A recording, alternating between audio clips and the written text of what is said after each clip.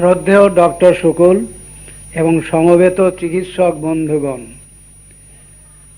Homeopathic journal ringer কোম্পানির তরফ থেকে আজকের এই বিজ্ঞান সভায় আমাকে কিছু বলার জন্য আহ্বান করায় আমি তাদেরকে আমার আন্তরিক ধন্যবাদ জানাচ্ছি।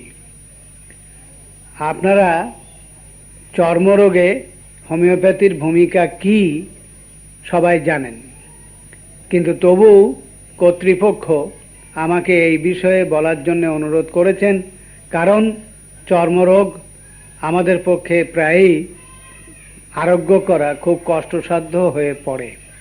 সেই জন্যে এই বিষয় নির্বাচনও খুব সুন্দর হয়েছে বলে আমি মনে করি, কারণ যেটা আমাদের প্র্যাকটিক্যাল ডিফিকাল্টি সেটা নিয়ে যত আলোচনা করা যায় ততই ভালো। চর্মরোগে হোমিওপ্যাথির ভূমিকা আপনাদের সকলেই জানেন এবং ভালোভাবেই জানেন। কারণ হোমিওপ্যাথিতে চর্মরোগে মলম লাগানো হয় না, কোনো এক্সটার্নাল অ্যাপ্লিকেশন করা হয় না, ইন্টারনালি ওষুধ খাইয়ে ভালো করা হয়। কাজেই হোমিওপ্যাথিক সিস্টেম চাপা দেয় না, যে কোনো রকমের স্কিন ডিজিজকে কিওর। তো এই কিওর করার জন্য যে ব্যবস্থা আমাদের আছে, হানিম্যানরা বলে গেছেন, আমরা তা অনুসরণ করেও কি সত্যি সত্যি স্কিন ডিজিজ যেভাবে আমরা দাবি করি সেভাবে ভালো করতে পারছি? বোধ হয় না। তার কারণ 10 বছর, 15 বছর, 20 বছর চর্মরোগে ভুগছেন এবং নিয়মিত হোমিওপ্যাথিক চিকিৎসা করছেন, এরকম রোগী বিরল নন। আমরা প্রতিদিনই চেম্বারে দেখতে পাই। কেন? যদি হোমিওপ্যাথিক চিকিৎসা এত ভালো হয় আর যদি হোমিওপ্যাথিতে চর্মরোগ সম্পূর্ণ আরোগ্য হয়, তাহলে মলম লাগানো সাপ্রেশন নেই, তা সত্ত্বেও কেন আমরা 6 মাস, 1 বছর, 2 বছরের মধ্যে একটা চর্মরোগ ভালো করতে পারি না? এ প্রশ্ন স্বভাবতই আমাদের মনে আসা উচিত। এটা আপনারা নিশ্চয়ই নিজেদের চেম্বারে লক্ষ্য করছেন। ওষুধ দিচ্ছেন, অ্যাগ্রাভেশন হচ্ছে, ওষুধ দিচ্ছেন, অ্যাগ্রাভেশন হচ্ছে। সে অ্যাগ্রাভেশন আর থামাতেই পারছেন না। অল্প জায়গায় একজিমা নিয়ে এসছিল, স্প্রেড করতে করতে সমস্ত শরীরে স্প্রেড করে গেছে। আপনি তাকে আশ্বাস দিচ্ছেন হোমিওপ্যাথিতে ভেতরে যা থাকে সব বের করে দেয়, যতক্ষণ না সম্পূর্ণ বেরোবে ততক্ষণ ভালো হবে না। এখন প্রশ্ন হচ্ছে, কথাটা কি আপনি ঠিক বললেন? হোমিওপ্যাথিক চিকিৎসা শাস্ত্রে কি এই কথাই লেখা আছে যে ভেতরে কোথাও চর্মরোগ লুকিয়ে থাকে আর তারপরে সারা জীবন ধরে সেটা বেরোবে? এই কথা তো কোথাও নেই ভাই। আমাদের নিজেদের বোঝার ভুল, চিকিৎসা পদ্ধতিরও ভুল। আমরা সমানে ওষুধ দিয়ে যাচ্ছি আর সমানে অ্যাগ্রাভেশন হয়ে যাচ্ছে। রোগীকে বলছি কোনো চিন্তা নেই, সব বেরিয়ে ভালো হয়ে যাবে। তারপরে এমন বেরোলো, এমন বাড়লো, 105-6 জ্বর, গন্ধ বেরোচ্ছে, সব পুজে ভর্তি, সেপটিক কন্ডিশন হয়ে গেছে, সেপটিথিমিয়া হয়ে গেল। তা কেন হবে? যদি আপনার হোমিওপ্যাথি চিকিৎসা এত আদর্শই হবে, যদি হোমিওপ্যাথিতে মলম ছাড়াই ভালো করা যাবে, তাহলে এই ধরনের পরিণতি কেন হবে? রোগীর তো সহ্যের একটা সীমা আছে, অপেক্ষারও সীমা আছে। সে তো জানতেই পারে, চাইতে পারে, যেটা তো কতদিন এরকম বেরোবে আর কতদিন আমায় ভুগতে হবে। আপনি বললেন তা আমি বলতে পারি না, ও বেরোবে, আমরা চাপা দিতে পারি না, আমরা বের করতে পারি। তো আপনি তো বের করবেন, এবারে ভালো করবে কে? সে দায়িত্বটা কার? আপনি শুধু বের করেই আপনার দায়িত্ব শেষ, আর আরোগ্য করার দরকার নেই। এটা কেন হয়? আমরা নিজেরা বহু বছর ধরে এগুলো ভেবেছি, বোঝবার চেষ্টা করেছি, আজ সেই অভিজ্ঞতার কথাই আপনাদের বলছি। এটা হওয়ার কারণ আমরা মুড়ি মুড়কি এক করে ফেলি, সব চর্মরোগকে একই দৃষ্টিতে দেখি, একই দৃষ্টিতে বিচার করি। না, তা হতে পারে না। বুঝতে হবে এটা কি ধরনের চর্মরোগ। আমার কাছেই প্রথম এলো না, এর আগে অনেক চিকিৎসা হয়েছে।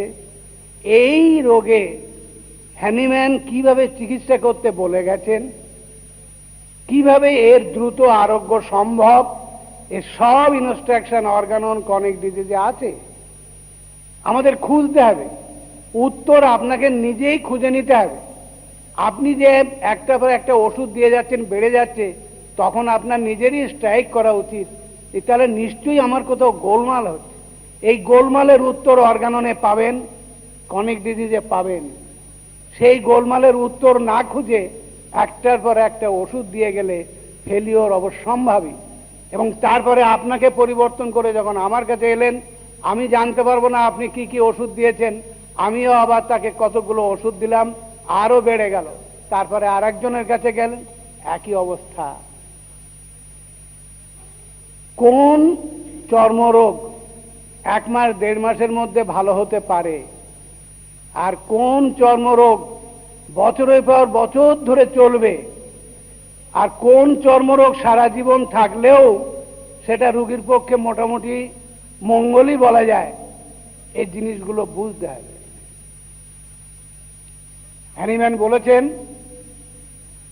হোমিওপ্যাথিক ওষুধ মাইনিউট ডোজে, অর্থাৎ সর্বাপেক্ষা ক্ষুদ্র যতটা সম্ভব করা যায়, একটা গ্লোবিউলকে জলে দিয়ে তার থেকে 1 চামচ দেওয়া, আরো ডাইলিউট করা, অর্থাৎ সূক্ষ্মতম মাত্রায়, যেটা 6th এডিশনে বলেছেন 10 নম্বর গ্লোবিউলের একটা single globule dry on the tongue, this is the minimum dose.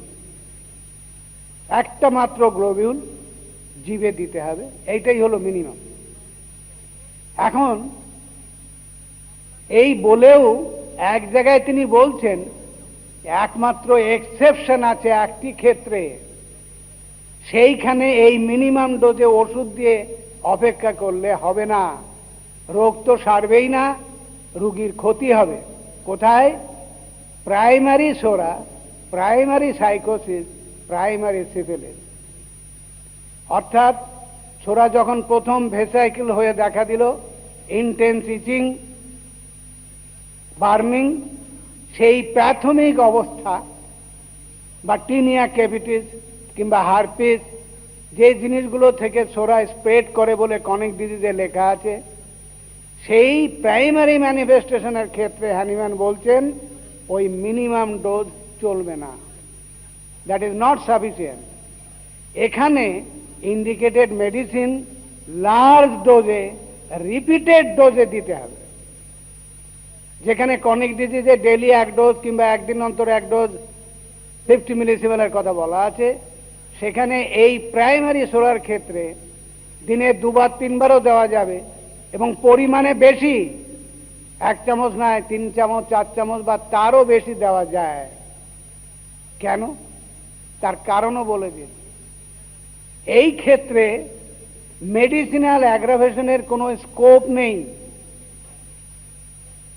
আছে সেটা আমাদের ভুলে, সেটা অন্য। যদি হোমিওপ্যাথিক নিয়ম অনুসারে চলা হয়, তাহলে এই প্রাইমারি সোরায় লার্জ ডোজে, রিপিটেড ডোজে ওষুধ দিলে ক্ষতি তো হবেই না, বরং দ্রুত আরোগ্য হবে। তার কারণ হ্যানিম্যান বলছেন রিসেন্টলি ইরাপ্টেড ইস্ট যেটা হয়েছে, এর সাপ্রেশন কিছু ঘটেনি, এখনো ছোরা স্কিনের ওপরে ম্যানিফেস্টেশনটা রেখেছে, প্রাইমারি ম্যানিফেস্টেশন। যে ইরাপশনগুলো আছে সেইগুলো যতক্ষণ না মিলিয়ে যাচ্ছে ততক্ষণ বুঝতে হবে তার প্রাইমারি সোরা সারেনি। কাজে আমি রিপিটেড ডোজে ওষুধ দিয়ে লক্ষ্য রাখবো তার নতুন ভেসাইকেল পার্সিউল তৈরি হচ্ছে কিনা, হবে না। হ্যানিম্যান বলছেন ওষুধ যদি সিলেকশন ঠিক হয়, লার্জ ডোজে ওষুধ দিলে এই যা পার্সিউল ভেসাইকেল বেরিয়েছে তার এইগুলোই আস্তে আস্তে আস্তে আস্তে কমতে থাকবে, নতুন করে ইরাপশন দেখা দেবে না। আর এইগুলোই হলো ইন্ডিকেশন আপনি কতদিন কতক্ষণ এই ওষুধ চালাবেন। পরিষ্কার কথা, এই ভেসাইকেলগুলো বলে দেবে আমি এখনো আছি, আজও আছি, কালও আছি, পরশু আছি, থাকতে থাকতে তারপরে বলবেন না আমি এবার চলে যাচ্ছি। যখন ইরাপশন চলে গেল ওষুধ বন্ধ হলো। এই প্রাইমারি সাইকোসিস যখন সাইকোটিক গনোরিয়াল হবে বা প্রাইমারি সিফিলিস সংখ্যার, সেই ক্ষেত্রেও হ্যানিম্যান বলছেন ইন্ডিকেটেড মেডিসিন, ধরুন মার্সল, রিপিটেড ডোজে লার্জ ডোজে মার্সল দিতে যতক্ষণ না সেই প্রাইমারি সংখ্যার মিলিয়ে যায়, এখানে নতুন সংখ্যা তৈরি হবে না, মার্সলের অ্যাগ্রাভেশন হবে না, কারণ ও তো হাজির, সে বলে দিচ্ছে আমি আছি, আপনি দিন, ওষুধ দিয়ে যান। ওষুধ দিতে দিতে দিতে দিতে তারপরে বললো যে না আর ওষুধ লাগবে না, আমি চলে যাচ্ছি। এই যে চলে যাওয়া, এটা আপনি চোখে দেখতে পাচ্ছেন।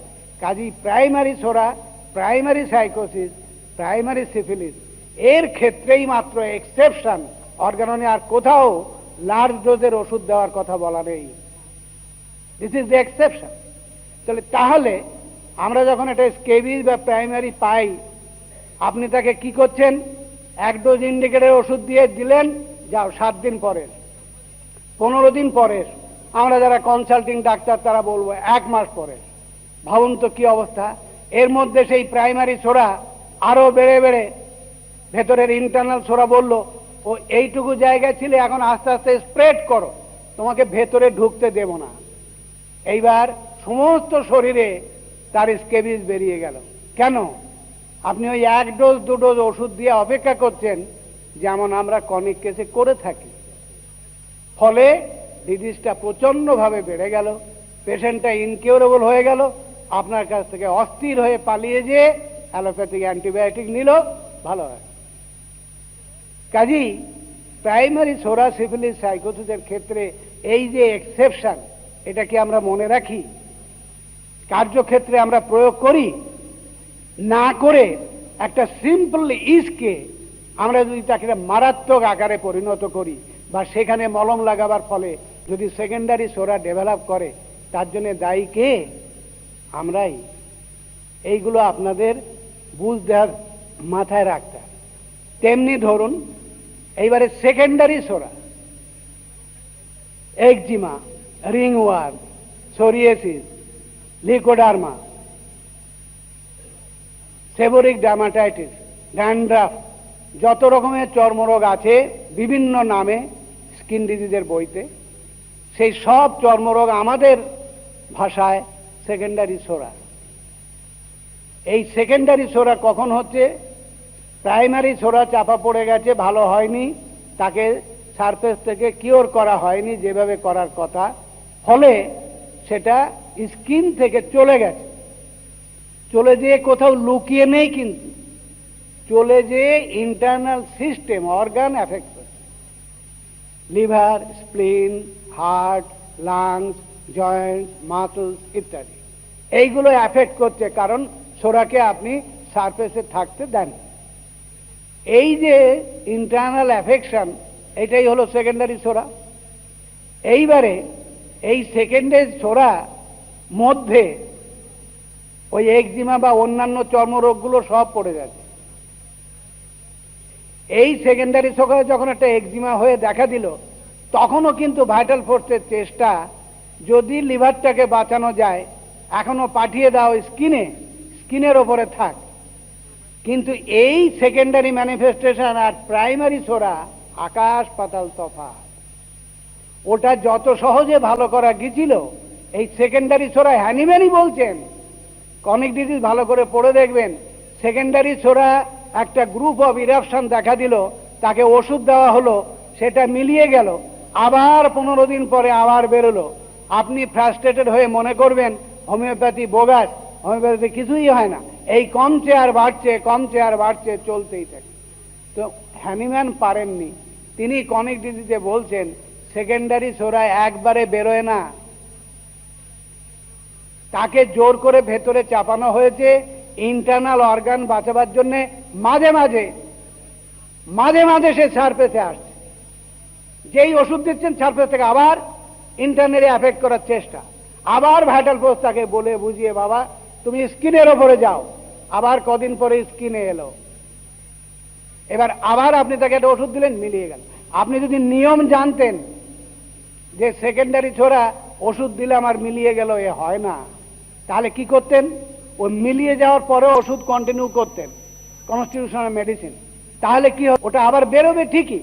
এইভাবে আপনি জেনে শুনে করছেন যে টাইম টু টাইম এটা বেরোবে, কিন্তু আপনি মেডিসিন চেঞ্জ করছেন না।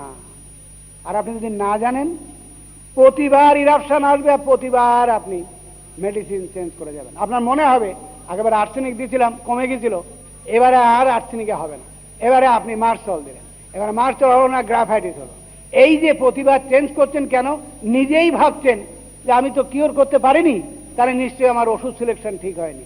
না ভাই, আমাদের অভিজ্ঞতাও বলে ওষুধ সিলেকশন ঠিকই ছিল, কিন্তু আপনি জানেন না যে এর নেচার এরকম, এ মাঝে মাঝে এরকম আসবে। এইবারে সেই ওষুধ আরো হাই পোটেন্সিতে যদি দেওয়া হয়, সুটেবল ইন্টারভাল, যেমন কনিক ডিজিজের ক্ষেত্রে বলা আছে, তাহলে এইরকম কয়েকবার আসার পর তারা সম্পূর্ণ মিলিয়ে যাবে। এই তফাৎটা আমরা করতে পারি না বলে এই ভুল ভ্রান্তিগুলো হয়। আমার বাড়ির পাশে চড়লেগে একজনের অ্যাঙ্কেলে একটা ছেলের একজিমা, অল্প একটা জায়গায় ছিল। সেই একজিমা হোমিওপ্যাথিক চিকিৎসাই হচ্ছে এবং 5-7টা ওষুধ দেওয়া হয়েছে প্রতিবার, আর 7-8 বার গেছে পেশেন্ট।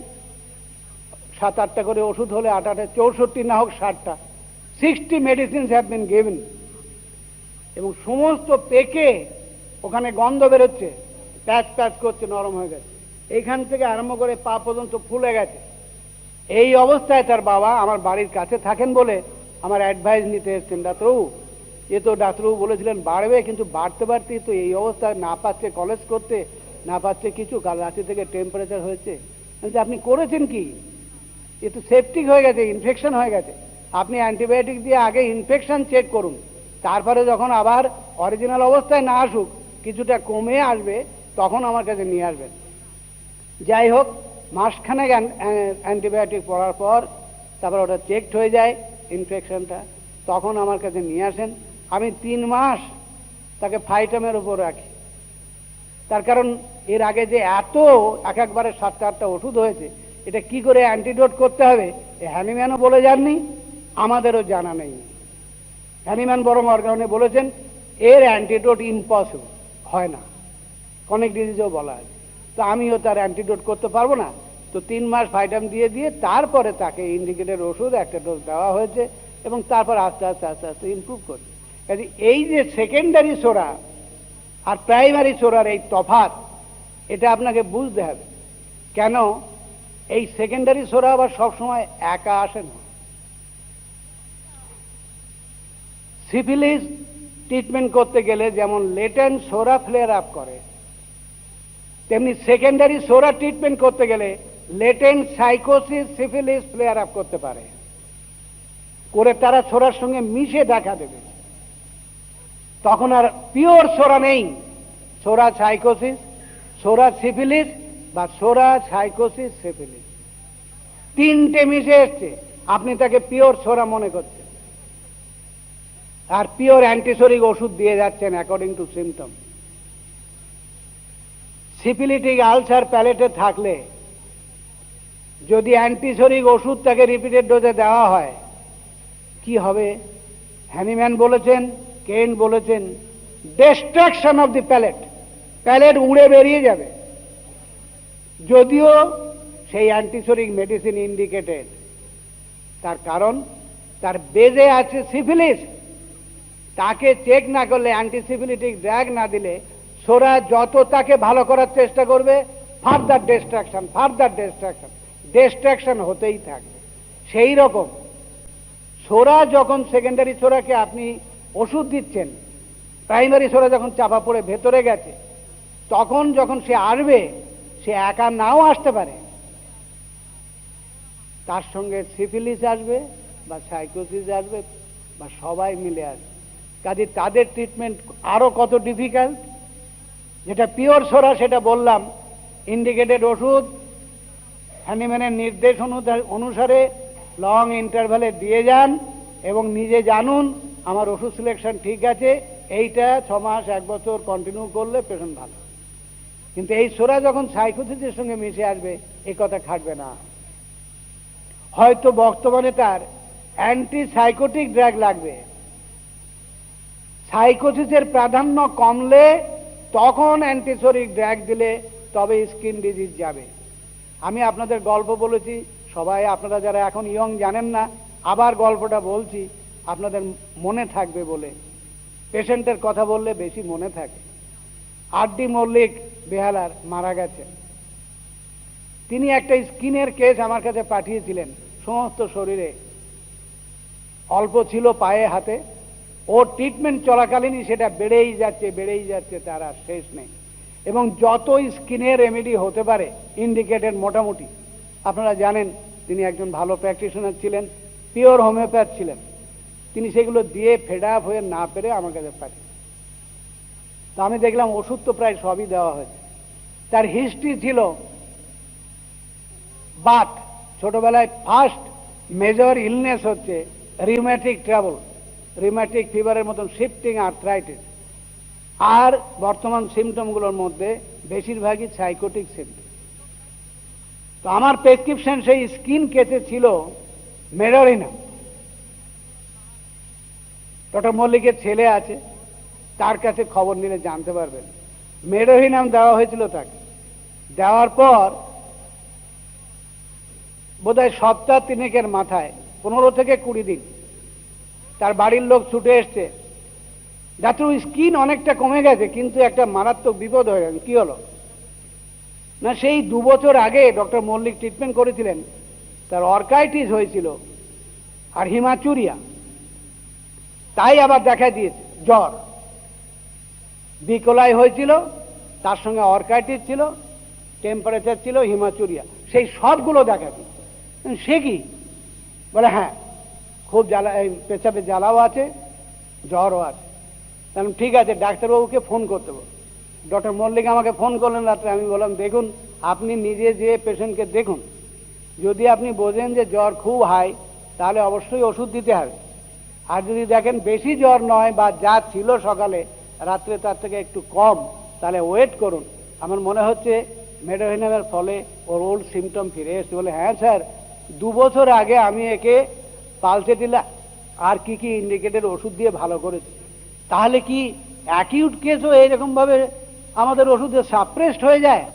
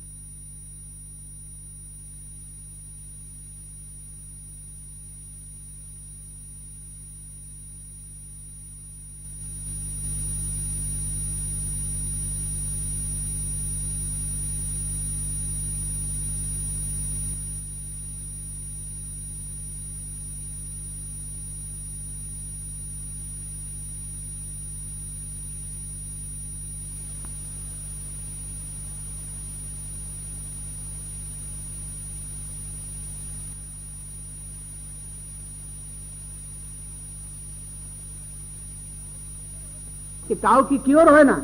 কারণ সে প্রশ্নের উত্তর পরে দেব। আপাতত ওটাতে সারেনি, বুঝতেই পারছেন, কারণ 2 বছর আগেকার জিনিসটা এক্স্যাক্টলি একই রকম ভাবে ফিরে এসছে। তারপরে উনি এসে রাত্রে আবার ফোন করলেন যে না স্যার, টেম্পারেচার একটু নেমে থাক, অপেক্ষা করো। তারপর দিন সকালে টেম্পারেচার ছেড়ে গেল, হিমাচুরিয়া বন্ধ হলো। সেই অর্গাইটিসটা দুদিকে হয়েছিল, এইবারে শেষের দিকে ডান দিকটা রইল। আস্তে আস্তে 2-3 দিনের কথা বলতে বাঁ দিকটা সেরে গেল, ডান দিকটা। হিস্ট্রি নিয়ে দেখা গেল তার অর্কাইটিস প্রথমে ডান দিকেই শুরু হয়েছে। আরো কিছুদিন অপেক্ষা করতে সেই অর্কাইটিস ভালো হয়ে গেল। স্কিন 12 না 14 না ভালো হয়ে এসে এক জায়গায় দাঁড়িয়ে রইল। মেডোহিনাম তারপরে হাই দিয়েও স্কিনের আর ফার্দার উন্নতি হয়নি। এবারে বোধ হয়, খুব সম্ভব, মনে নেই, 20-25 বছর আগেকার কথা, বোধ হয় মেজিরিয়াম দিয়েছিলাম এবং তারপরে তার স্কিন ডিজিজ সেরে যায়। তাহলে দেখুন, এটা চর্মরোগ, তাকে দেওয়া হলো অ্যান্টিসাইকোটিক মেডোহিনাম। তার পরিণতিটা কি হলো? 2 বছর আগেকার অ্যাকিউট সিমটম। তো ডক্টর মল্লিক আমায় বলেছিলেন যে স্যার, আমার মনে হচ্ছে এই বুড়ো বয়সেও হোমিওপ্যাথির কিছুই শিখিনি। আপনার এই কনফেশনটাই বুঝিয়ে দিচ্ছে যে আপনি অনেক কিছু শিখেছেন। আপনি যে স্বীকার করছেন ওই কেসটা কিওর হয়নি, তার মানেই আপনি এটা বুঝতে চেষ্টা করছেন, জানতে চেষ্টা করছেন যে সেই সময় পালসেটিলা কিওর করেনি। তো এর মানেই আপনি অনেক শিখেছেন। কাজেই চর্মরোগ সেকেন্ডারি ফর্মে যখন আসে, তখন তার সঙ্গে সিফিলিস আছে না সাইকোসিস আছে, এগুলো দেখা আমাদের বিশেষ করে দরকার। যেমন ধরুন সোরিয়াসিস। সোরিয়াসিস কি শুধু সোরা? না, শুধু অ্যান্টিসোরিক ওষুধ দিয়ে সোরিয়াসিস ভালো করতে পারবেন না। আপনারা জানেন psoriasis genetically design, genetical predisposition থাকে। এইবারে এই প্রাইমারি সোরা সাবটেস্ট যখন হয়, তখন ওই জেনেটিক প্রেডিলেকশনটাই ম্যানিফেস্ট করে। কার সঙ্গে? জেনারেলি হয় সাইকোসিস। সাধারণত আমরা পাই সোরা সাইকোসিস সোরিয়াসিসের ক্ষেত্রে। কিছু কিছু ক্ষেত্রে সিফিলিস অ্যান্ড সোরা, সেগুলোকে বলা হয় সিফিলিটিক সোরিয়াসিস। আর কিছু কিছু ক্ষেত্রে তিনটেই থাকে, সোরা, সাইকোসিস, সিফিলিস। আর আপনারা জানেন সোরিয়াসিস কিওর করা কি দুঃসাধ্য ব্যাপার, নেক্সট টু ইম্পসিবল বলা যায়।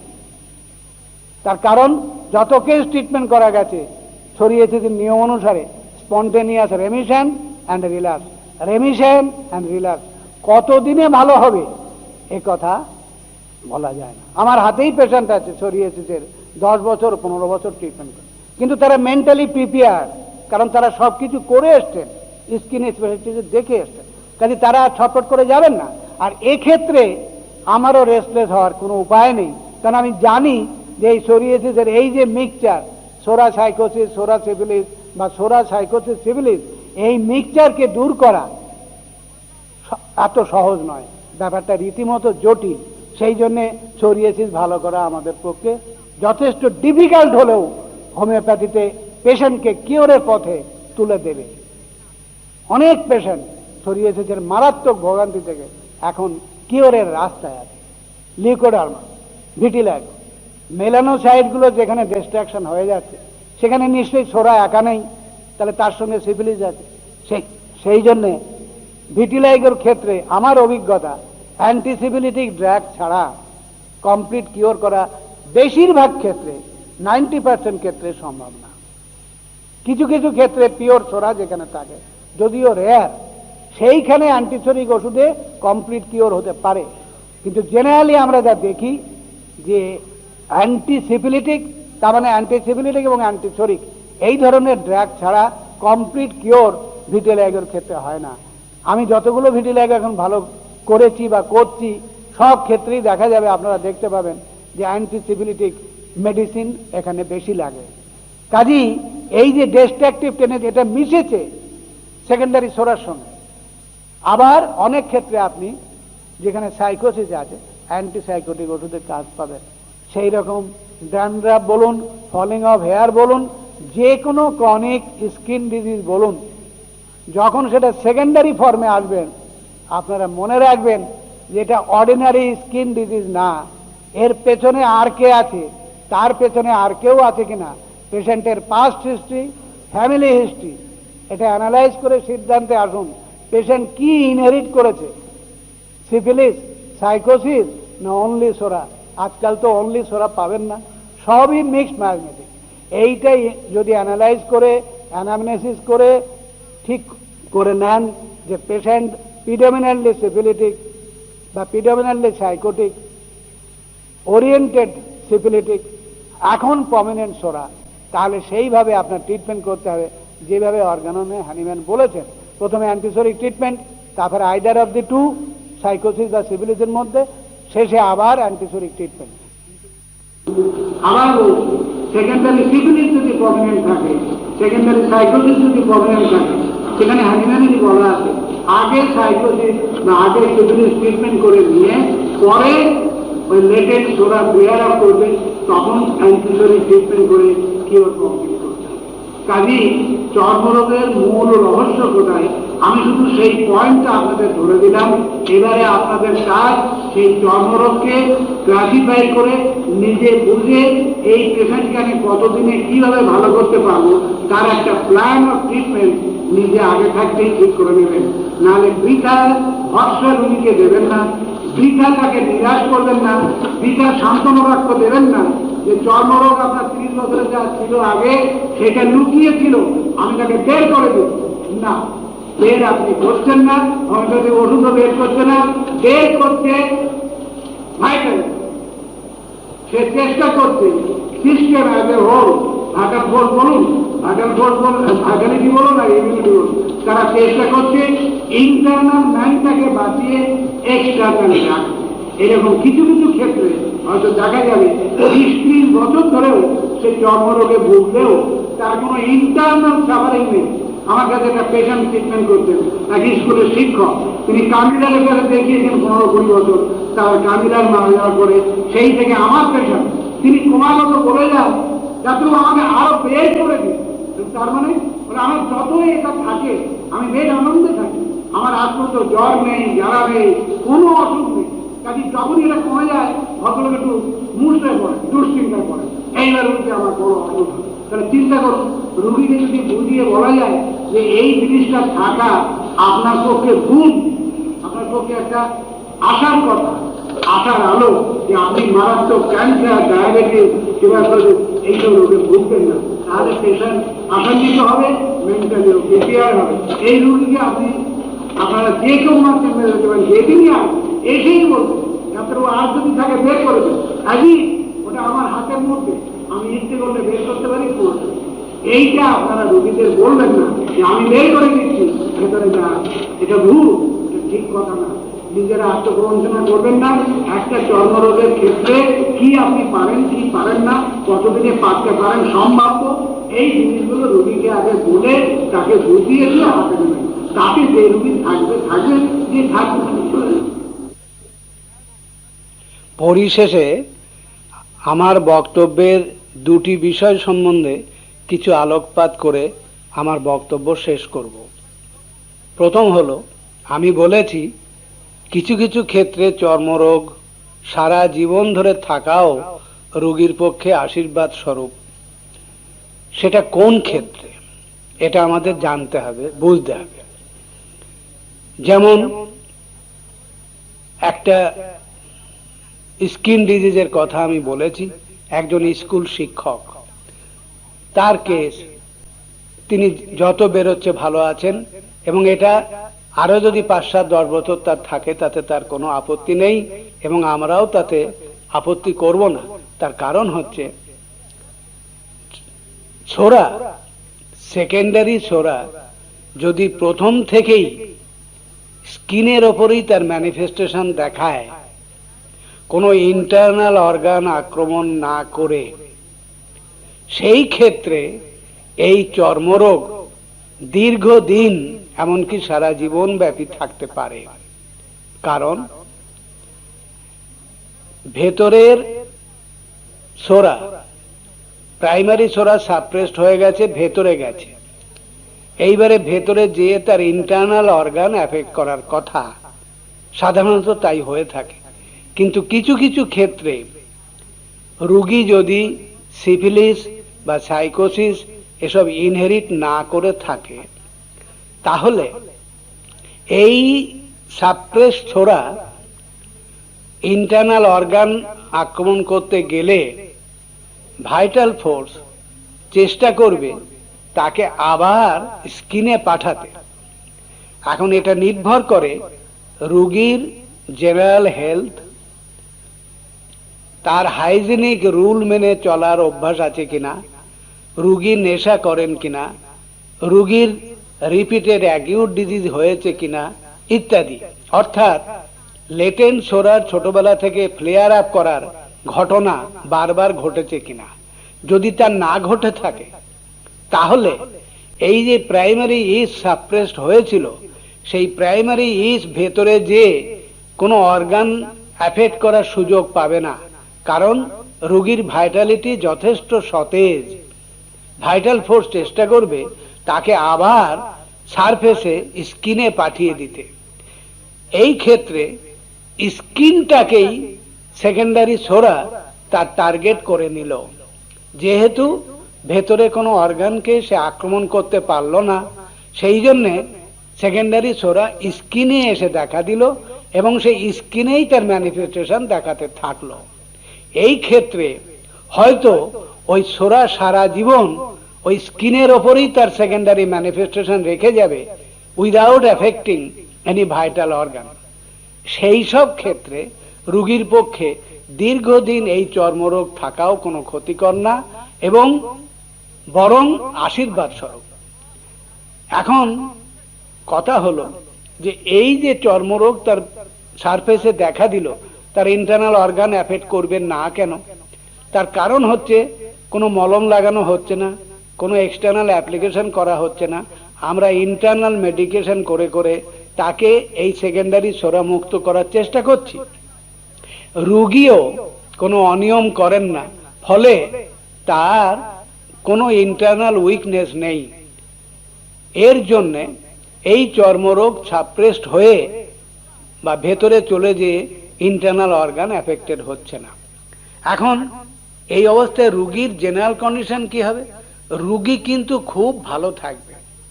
স্কিনের এই ট্রাবল তাকে ট্রাবল দেবে না, না থাকবে খুব বেশি ইচিং, না থাকবে জ্বালা যন্ত্রণা, শুধু স্কিনটা দেখতে খারাপ, একটা এক্সফোলিয়েটিভ ডার্মাটাইটিস বা একটা সিম্পল ডার্মাটাইটিস হিসাবে থাকবে। এতে রোগীর কষ্টের কিছু থাকে না, রোগীর খিদে, ঘুম, নর্মাল লাইফ লিড করতে কোনো অসুবিধা নেই। এমনকি চুলকানির জন্য যে মারাত্মক কষ্ট পাচ্ছে তাও না, জ্বালাও নেই, যন্ত্রণাও নেই। এই যে পেনলেস ট্রাভেললেস স্কিনের কন্ডিশন, এই কন্ডিশনকেই বলা হয় সেকেন্ডারি সোরা মানে principally manifested on the skin and located there, সেইখানেই থাকছে। এই ক্ষেত্রে আমরা বুঝবো চর্মরোগটা তার পক্ষে আশীর্বাদ স্বরূপ। আর একটা ক্ষেত্রের কথা আমি বলেছি, যেখানে বছরের পর বছর চর্মরোগ দেখা দিতে পারে, রোগীকে আগে থাকতে আমাদের সে কথা বলে দিতে হবে বা রোগীর পার্টিকে। সেটা কোন ক্ষেত্রে? সেকেন্ডারি সোরা যখন ভেতরে ইন্টারনাল অর্গান এফেক্ট করে, তখন মাঝে মাঝেই যদি সুচিকিৎসা হয় তাহলে সেই ইন্টারনাল সোরা বাইরে বের করে দেওয়ার জন্য ভাইটাল ফোর্স চেষ্টা করে। তো সেই যা আগেই আমি বলেছি, মাঝে মাঝে একটা গ্রুপ অফ ইরাপশন এসে দেখা দেবে। আবার কোনো ওষুধ পড়লো সেই স্কিনের সিমটমের ওপরে, তখন তাড়াতাড়ি সেগুলো মিলিয়ে যাবে যে আবার ইন্টারনাল অর্গান অ্যাফেয়ারের চেষ্টা করবে। এখন এইসব ক্ষেত্রে অ্যাকর্ডিং টু হেরিংস ল, ধরুন একটা লোকের অ্যামিবিএসিস আছে, হেপাটাইটিস আছে, তারপরে তার ঘুম ভালো হয় না, খিদে ভালো হয় না, অন্যান্য অনেক ট্রাবল আছে, তার সঙ্গে মাঝে মাঝে স্কিনের ইরাপশন দেখা দেয়। এই স্কিন ইরাপশন যদি আগের এইসব ট্রাবলগুলো চলে যাওয়ার আগেই মিলিয়ে যায় তাহলে সেটা খারাপ। তার কারণ হচ্ছে তার লিভার ঠিক হয়নি, তার অ্যামিবিএসিস ঠিক হয়নি, তার ঘুম ঠিক হয়নি, খিদে ঠিক হয়নি। এই যে ইন্টারনাল সাফারিং, এইগুলো ঠিক না হয়ে যদি স্কিন ডিজিজ তাড়াতাড়ি মিলিয়ে যায়, তাহলে বুঝতে হবে আমার ওষুধ স্কিনের ওপরে কাজ করছে বা স্কিনের সিমটম মিলিয়েছে, পেশেন্টের নিজস্ব যে ইন্টারনাল সাফারিং সেগুলোকে মেলাতে পারেনি। এই ধরনের চিকিৎসা উপকার তো করবেই না, বরং রোগীর আরো ক্ষতি করবে। তার কারণ হচ্ছে আরো ফার্দার এই সাপ্রেশন হয়ে ইন্টারনাল অর্গানগুলো আরো ড্যামেজ হবে। যেটা আজকে হেপাটাইটিস ছিল সেটা কিছুদিন পরে সিরোসিস অফ দি লিভারে পরিণত হবে। কাজেই যখন এই মাঝে মাঝে স্কিন ইরাপশন দেখা দেয়, যদি তার সঙ্গে আমরা দেখি রোগী করসপন্ডিংলি ইন্টারনাল সাফারিং মুক্ত হচ্ছে, তার লিভারটা ভালো হয়েছে, তার এমএবিএসিস অনেক কমে গেছে, তার খুব ভালো ঘুম হচ্ছে, তার খিদে ইমপ্রুভ করেছে। অর্থাৎ অ্যাকর্ডিং টু হেরিংস ল সব ইন্টারনাল কমপ্লেন কমে কমে কমে কমে শেষে এসে চর্মরোগটায় দাঁড়ালো, এবং সেই চর্মরোগটা দীর্ঘদিন থাকলো। তারপরে আমাদের মেডিসিন ইন্টারনালি দেওয়ার ফলে চর্মরোগটা চলে গেল। এই যে মাঝে মাঝে আগে চর্মরোগ চলে গেছে, এটা তো বুঝিয়েই দিচ্ছে যে তার ইন্টারনাল সোরা ভালো হয়নি, কারণ তার ইন্টারনাল অর্গানও কিওর হয়নি। এইসব ক্ষেত্রে আমরা বলবো যে মাঝে মাঝে তার এই স্কিন ইরাপশন দেখা দেওয়া ভালো, এবং রোগীর পার্টিবারকে বুঝিয়ে দিতে হবে এই স্কিন ইরাপশন যত বেরিয়ে যাবে তত আপনার ইন্টারনাল অর্গান ফ্রি হবে, তারপরে ফাইনালি স্কিন ইরাপশন ছাড়বে। এখানে যদি রুগী দাবি করেন বা বায়না করেন যে না ডাক্তার ওই চর্মরোগ দেখতে খুব খারাপ, আমার চর্মরোগটা আগে ভালো করে দিন, ও লিভার টিভারের কথা পরে হবে, এ কিন্তু আমরা করতে পারি না, এ হবেও না। তার কারণ ইন্টারনাল সাফারিং থাকবে, আমরা বাইরে থেকে স্কিনটাকে ভালো করব, এই চেষ্টা করলে আমি একটু আগেই বলেছি বাইরে থেকে ওই স্কিন ইরাপশন চলে যেয়ে আরো বেশি করে ইন্টারনাল অর্গানগুলোকে অ্যাফেক্ট করবে, এবং আজ যে পেশেন্ট কিওরেবল আছে কিছুদিন পরে সে পেশেন্ট ইনকিউরেবল হয়ে যাবে। কাজেই এইসব ক্ষেত্রে আমরা time to time skin eruption দেখা দেওয়াকে ভালো বলেই মনে করব। এইভাবে গ্র্যাজুয়ালি তার ইন্টারনাল সাফারিং, ইন্টারনাল অর্গান সব রোগমুক্ত হবে, ইন্টারনাল সাফারিং চলে যাবে, ফাইনালি তার চর্মরোগ ভালো হবে। এই কথা বলে আমি আমার বক্তব্য শেষ করি।